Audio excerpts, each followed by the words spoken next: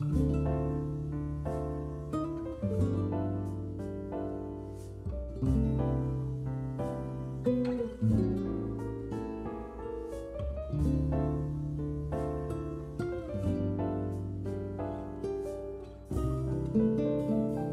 시절로 오세요. 그때 우리가 여기에 있습니다. 안녕하세요. 호우 시절 조쿠나입니다. 원우씨입니다. 원우 씨 돌아왔네요. 오랜만에 인사를 드립니다. 원우 씨가 드디어 돌아왔습니다. 네. 제가 얼마나 외로웠는 줄 아세요? 왜요? 왜? 그 외로우셨어요? 굉장히 외롭더라고요. 뭔가 저의 어떤 고독과 내가 여기서까지 외로워야 하나 이런 생각을 하면서 이 사람이 한 번씩 없어봐야 돼. 그러니까 이게 떨어져 보기도 하고 그러면서 소중함을 알아가는 게 아닌가. 표정이 정말 거만하네요. 아 근데 왜 외로우셨어요? 우리 작심 3초랄까? 이상 선생님과 함께 네. 또 인터스텔라를 아주 제대로 발굴해 주셨는데. 인터스텔라 되게 명화였잖아요. 네네. 그래서 그렇죠. 원우 씨가 같이 있었으면 좀 아. 더 풍성하게 그리고 이상 선생님의 어떤 기량을 더욱더 마음껏 뽐내게 할 수 있지 않았을까. 뭐 라는 저는 생각을 좀 충분했다고 했었습니다. 생각하고요. 저도 사실 이게 이번에 느낀 바가 좀 있는 게 이번에는 제가 이제 뭐 오프닝 멘트라든지 네. 편집이라든지 네. 이런 식으로 이제 그 스텝의 느낌으로 참여한 거잖아요. 지난 인터스텔라 네, 방송에서. 그러니까 되게 뭔가 그래도 제가 한 달에 한 번 이렇게 3-4시간 정도 녹음을 하는 게 어느덧 일상의 하나가 돼 있구나. 이게 녹음이랑 뭐 그러니까 편집하는 거는 그대로 남아 있는데 녹음하는 것만 빠지니까 그렇죠. 좀 허전하더라고요. 저희도 허전했습니다. 근데 들으시는 분들도 네. 청취해 주시는 분들도 원호 씨의 어떤 부재를 아쉬워하시는 분들이 제 주변엔 좀 많더라고요. 그리고 근데 재생수는 굉장히 많이 나왔던데요? 만족스럽게 편집하면서 또 내가 만약에 현장에 있었다면 어떤 말을 했을까 이런 얘기를 같이 상상하면서 또 듣는 재미가 있었어요. 그래서 그 건강은 좀 어때요? 많이들 걱정하시는데. 제가 그 기침이 멈추지 않는 병이라는. 그 노환 아니야? 수환인가?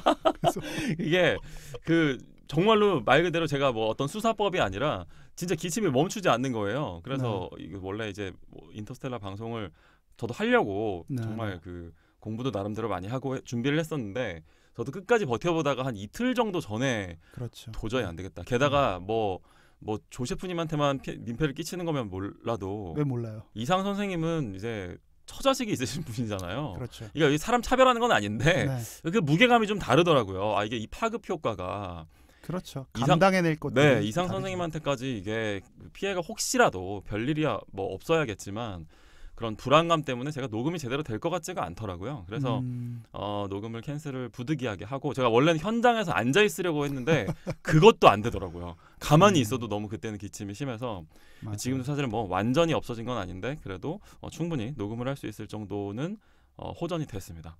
다행이네요. 네. 다행이고 많은 분들이 걱정해 주셨는데 제 네. 주변에서는 원호 씨가 안 나와서 안 듣겠다라고 선언하신 분들도 있어요. 그걸 왜 내 앞에서 하는지 잘 모르겠는데 너에 대한 디스지 일종의 약간 샘도 나고 각자 서로의 입장에 한번 서보는 계기가 된 것 같아요. 네. 저는 또 이제 들으면서 청취자분들의 입장에서 좀 더 이렇게 또 들리는구나. 녹음 현장에 없는 채로 편집만 해보니까 그렇겠네요. 네, 이렇게 또 다른 입장에 설 수 있는 하나의 좋은 경험이 됐던 것 같아요.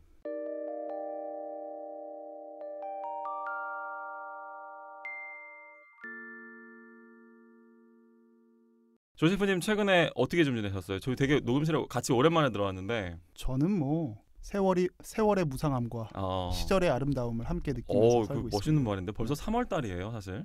그렇죠. 네, 저희가 작년에 그러니까 2021년 3월 달에 트루먼 쇼랑 건축학개론 했더라고요. 맞네. 네, 그게 벌써 1년이나 벌써 1년 됐어요, 그게.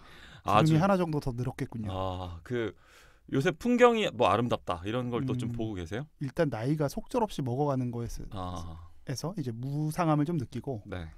그렇지만 보이는 풍경은 21세기가 되면 완전히 최첨단의 모든 걸로 모두가 다 바뀔 줄 알았는데 내 주변의 풍경이 여전히 우리 앞에서 뭔가 아른거리는 맞아요. 내 삶의 풍경들은 예상만큼 많이 급변하지 않아 다행이다라는 생각들이 좀 오히려 다행이다. 네네. 그런 것들이.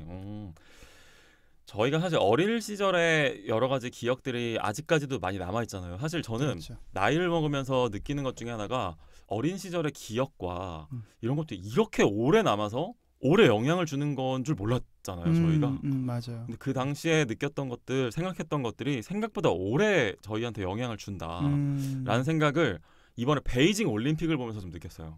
베이징 올림픽 이야기 좀 해볼까요? 네. 혹시 올림픽 이번 상황 좀 지켜보셨어요? 사실 뭐 저는 처음에 우리 올해 2021년을 맞으면서 2022년을 맞으면서 뭐 여러 이벤트들이 있다. 그러면서 먼저 동계올림픽부터 시작한다라고 할 때 제가 그랬었거든요. 네. 좀 건조하게 볼 것 같다라고 했는데 어떠셨어요? 틀렸죠. 뭐. 뜨겁게 보셨군요. 다시 뜨겁게. 오 정말로? 오. 열심히 봤습니다. 어떤 종목을 제일 유심히 보셨어요? 뭐 아무래도 이게 국가주의다 뭐다 해도 결국은 쇼트랙이 정말 쪼이는 맛이 있잖아요. 그렇죠. 쪼이는 맛이라고 되게 박진감 넘치는. 네. 그거 많이 배우신 분인데 쪼이는 맛 이런 얘기하니까 너무 또 흥미롭습니다. 근데 이번에 저는 사실 저야말로 이번에 올림픽을 조금 건조하게 지켜본 것 같아요. 네. 사실은 저 생중계를 본 게 하나도 없거든요. 이번 그러세요? 올림픽은. 근데 제가 이렇게 넌지시 멀리서 보기에는 쇼트랙에서 이번에 막 원래는 메달이 막 쏟아지는 거 아니었나요? 근데 이번 올림픽은 좀 상대적으로 약간 성과가 물론 결과가 전부는 아니지만 메달의 개수는 좀 적어지지 않았나라는 감상이 일단 들었고 이게 올림픽이라는 것도 어디에서 치르느냐가 되게 중요한데 보통 우리가 뭐 런던이며 뭐 브라질이며 이런 데서는 워낙에 시차도 다르고 환경이 다르기 때문에 선수들의 컨디션에도 악영향이 많지만 사실 뭐 도쿄라든지 뭐 베이징이라든지 뭐 한국은 말할 것도 없고 우리나라와 가까운 아시아 지역에서 올림픽을 할 때 그 기록이 좀 더 좋았던 느낌이랄까 그런 인식이 있는데 베이징 동계올림픽은 되게 바로 옆 나라에서 했음에도 불구하고 생각보다 좀 성과는 저조하다라는 생각을 좀 전 하기도 했었거든요. 근데 뭐 사실 그거는 원우 씨의 그냥 주관적인 생각이었던 것 같고 우리나라 동계올림픽에서 제일 성적이 좋았던 건 2010년 밴쿠버 그렇군요. 그리고 이제 우리 2018년 평창에서 당연히 좋았고요. 그래서 뭐 당연히 홈 어드밴티지가 있을 때 평창에서는 뭐 여러 가지로 우리가 좀 더 잘했던 것 같고요. 이번 올림픽은 처음에 시작할 때부터 금메달은 1개를 목표로 가져갔었어요. 근데 저희가 동계올림픽에서 금메달이 1개가 목표인 때가 있었나요? 그러니까 그만큼 선수층이 많이 얇아지고 그렇군요. 또 이제 저희의 뭐 메달 바치라고 생각했던 쇼트랙 같은 경우도 워낙 이제 강자들이 많이 나와서 상향 평준화가 돼서 그러니까 우리나라가 예전처럼 그렇게 절대적인 강자는 좀 아닐 수 있다. 그렇죠. 근데 그럼에도 불구하고 이번에 뭐 여러 편파 판정 시비도 있었고 맞아요. 그런 거 있었던 것 같아요. 했었음에도 불구하고 전체 쇼트랙 메달 총 개수와 총 포인트는 저희가 제일 많아요. 이번에도. 그러니까 이번에도 참 선수들이 열심히 그리고 좋은 결과를 냈고요. 많은 감동을 줬던 것 같습니다. 저는 이번에 베이징 올림픽 보면서 여러 이슈들이 너무 많았지만 한 2가지 정도가 되게 특별했던 것 같아요. 그리고 이 2가지의 문제는 사실 유사성도 좀 갖추고 있다. 어떤 생각을 했었는데 것들인가요?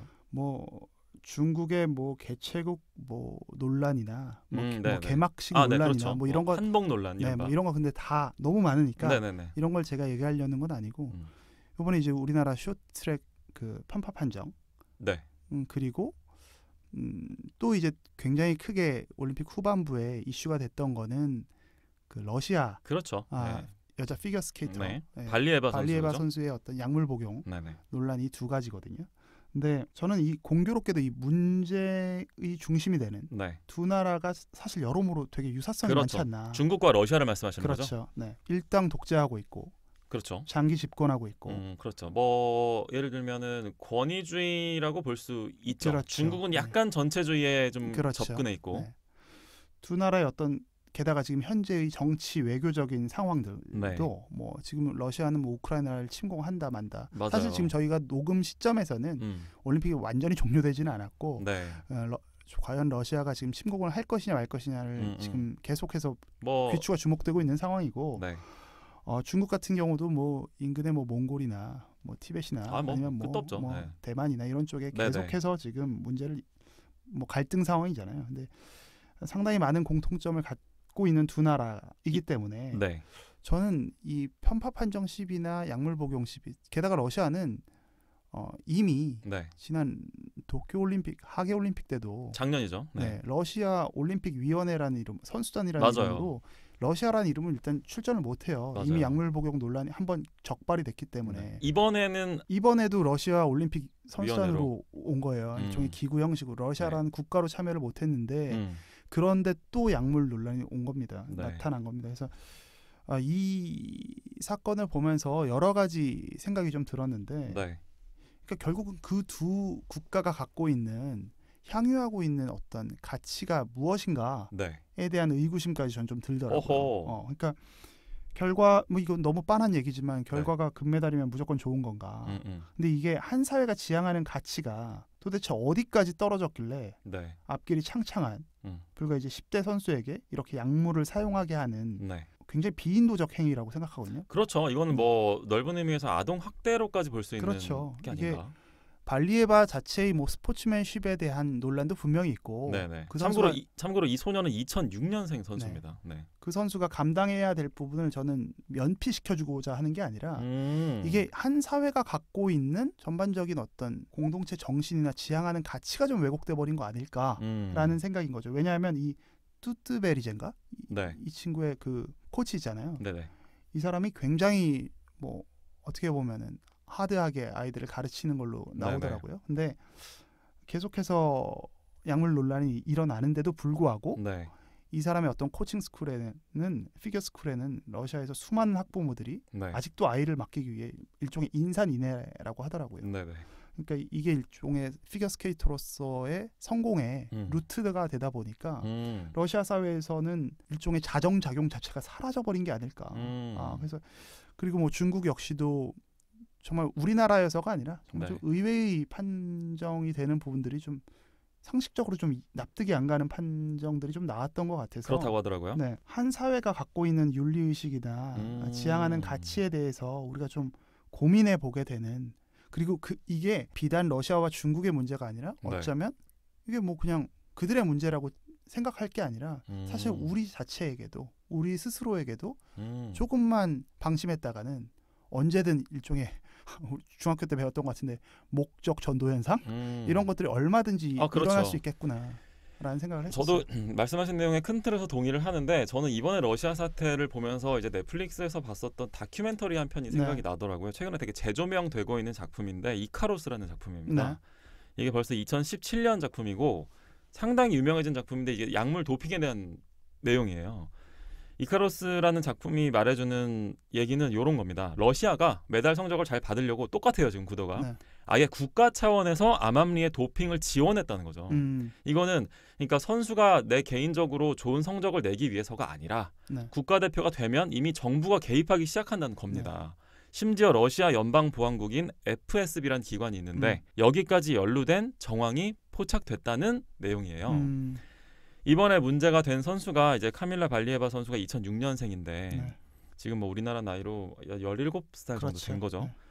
저는 이번에도 정부 차원의 만약 도핑이 강력하게 의심이 되는 정황들이 있다면 사실은 저는 이거는 선수 개인이나 그리고 러시아에 있는 그 국민들에게 책임을 묻기에는 더 나아가서는 그 국가의 어떤 문화 자체의 책임을 묻기에는 조금 어려워지는 지점이 있지 않나 싶어요. 그러니까 아까 조이프님이 되게 잘 말씀하신 게 그 국가의 가치가 무엇인가, 그들의 가치가 어느 지점에서 형성되어 있는가라는 되게 날카로운 지적을 하신 건데 사실 그거는 우리처럼 자유민주주의 국가에 살고 있는 사람의 생각일 수 있다는 거죠. 그렇죠. 러시아와 중국은 당이 주도하고 러시아의 경우 푸틴이 주도하는 나라이기 때문에 그 나라의 가치라는 건 이퀄 시진핑의 가치고 우린 중국은 못 가는 거 아니에요? 이렇게 방송하다가 중국 공산당 가야 됩니다. 중국 공산당의 가치고 푸틴의 가치이지 않냐는 거예요. 그래서 저는 이 발리에바 선수가 2006년생임에도 불구하고 이번에 이 본인의 의지로 의해서만 약물을 했을까? 이번에 뭐 어떤 해설위원께서 저렇게 책임질 게 많은데 많은 책임감을 지고 뭐 올라왔다 이렇게 얘기를 하니까 어떤 이제 선수 출신 해설위원께서 그렇게 많은 책임을 감당해야 하느니 차라리 출전하지 않는 게 어땠을까라는 얘기를 했다 하시더라고요. 일견 저는 뭐 그 말 원칙적으로 맞는 말인데 과연 그렇게 쉬운 문제일까라는 생각도 들어요. 그러니까 그 해설위원은 해설로서의 한계인 거고, 그러니까 바라보는 시선인 거고, 말씀하셨던 것처럼 어떤 가치로, 그러니까 이 친구가 어떤 압박을 받아왔는지 모르고 일종의 용병처럼 키워졌을 수 있는 거잖아요. 저도 약간 그런 그거에 대한 문제 제기를 우리가 하고 있는 거죠. 사실 우리가 살았던 시대는 아닌데 저도 이번 올림픽을 보면서 아, 러시아는 마치 그 옛날 네. 스탈린의 시대와 크게 다르지 않은 거 아니야? 소련? 아, 네. 스탈린이 푸틴으로 바뀐 거 아니야? 그런 느낌이 들 정도로 좀 끔찍한 느낌을 좀 받았었어요. 네, 조금 서늘한 느낌이 들죠. 맞습니다. 네, 네. 그래서 그런 느낌으로 봤었던 동계올림픽.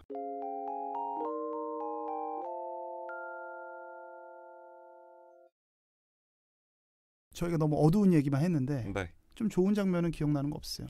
글쎄요, 뭐 제가 여쭤보고 싶은데요, 조시프님 뭐 좋은 장면 기억나는 거 있으세요? 꽤 많았는데. 오, 네네. 뭐 좋은 얘기로 마무리하죠, 그래도. 그래 보죠. 그 우리나라 여자 쇼트트랙 3000m 계주에서 네. 은메달을 따고 경쟁했던 국가 이제 우리가 그렇게 미워했던 중국 선수들과 우승한 네덜란드 선수들과 함께 네. 마치 여고생들처럼 깔깔깔깔 웃으면서 네. 시상대에서 사진을 찍는 모습이 저는 하나의 파티 같았거든요. 그 올림픽의 모습이 있었던 것 같은데. 네, 네. 올림픽 정신 이른바. 네. 그런데 더 감동적인 사진을 봤어요. 어떤 거예요? 그게 이제 제가 바로 뭐 며칠 전에 본 건데 2월 16일 남자 스키 에어리얼에서. 네. 에어리얼이 뭐예요? 그 스키에서 묘기를 부리는 그런 거죠. 이렇게 그런 점프하고 거기서 막 묘기를 부리는 그런 걸 거예요. 그 포토 하나만 저는 봤어요. 근데 3위를 러시아 선수가 했고요. 2위를 우크라이나 선수가 했습니다. 네. 우크라이나의 이번 동계올림픽 첫 번째 메달이었는데 네. 이 사진이 정말 감동적인 게 러시아 선수가 우크라이나 선수를 뒤에서 백허그를 해줘요. 그렇게 하면서 축하를 해주고 있거든요. 감동적이다. 정말 감동적이죠. 네. 이 지금 현재의 어떤 외교 정세를 보면 네. 여기에 제가 말씀드렸던 두 가지의 진짜 올림픽이 지향하는 것, 네. 스포츠가 세상에 던지는 메시지가 여기에 있지 않나. 존재하는 이유가. 예전에 뭐 그런 일이 있었잖아요. 너무 길어지나요? 아프리카 축구 선수 디디엥 드록바라는 선수가 그렇죠. 전쟁을 멈춘 축구 선수. 2006년에 네. 자국에서 이제 내전이 있을 때 우리 잠깐만 일주일만 전쟁하지 맙시다라고 해서 이 사람 별명이 검은 예수더라고요. 정말 블랙 지저스예요. 네, 그래서 정말 멋있다. 여기에 어떤 우리가 바라봐야 하는 부분이 있지 않나. 네. 약물 파동과 편파 판정이 팽배해 있지만 네.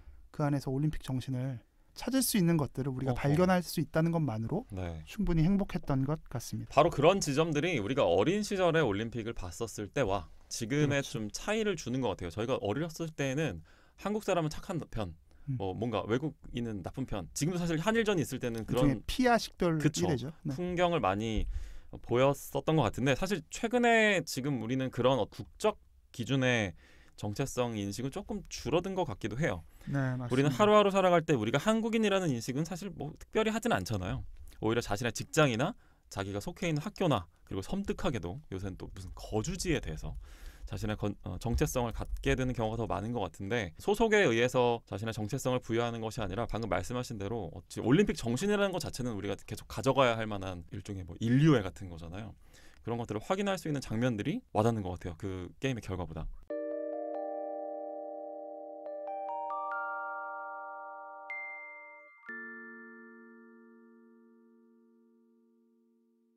네, 저희 뭐 올해도 남아있는 스포츠 이벤트들이 많이 있으니까 또 생각나는 장면들, 뭐 경기 결과라기보다는 저희 나름대로의 이 또 스포츠 이벤트를 발굴해보는 시간도 가질 수 있으면 좋을 것 같아요. 제가 올림픽 보면서 그 시기에 뭐 책들을 좀 몇 개 봤는데 박원서 작가님 책을 좀 많이 봤어요. 네네, 좋죠. 올림픽을 보다가 문득 이 문장이 좀 오더라고요. 좋아요. 최근에 이거 말씀 끊어 죄송한데 최근에 이 조쿠나 셰프님의 클로징 멘트 팬들이 생겼어요. 그래요? 네, 이게 마지막 이거 클로징 멘트는 주로 조 셰프님이 쓰시는 거거든요. 저희가 한 마디씩 이렇게 탁 놓고 끝나는 거 있잖아요. 그거를 오늘도 준비해 와주신 것 같은데 한번 들어볼까요? 어떤 내용인가요? 이런 문장을 남기셨더라고요. 네. 세상이 아무리 달라져도 사랑이 없는 곳에 평화가 있다는 건 억지밖에 안 되리라. 숨결이 없는 곳에 생명이 있다면 억지인 것처럼. 이 문장이 어떤 사랑의 입김이라는 어떤 단편 수필 내용 중에 있었던 건데요. 그래서 올림픽을 보면 정리하면서 그냥 이렇게 정리하면 어떨까 싶습니다. 올림픽에서 오직 메달만 남고 그 안에 인류에 대한 애정과 사랑이 없다면 그건 더 이상 올림픽이 아닐 겁니다. 다시 우리를 뜨겁게 해준 모든 선수들 고생하셨고 덕분에 즐거웠습니다. 감사합니다. 감사합니다.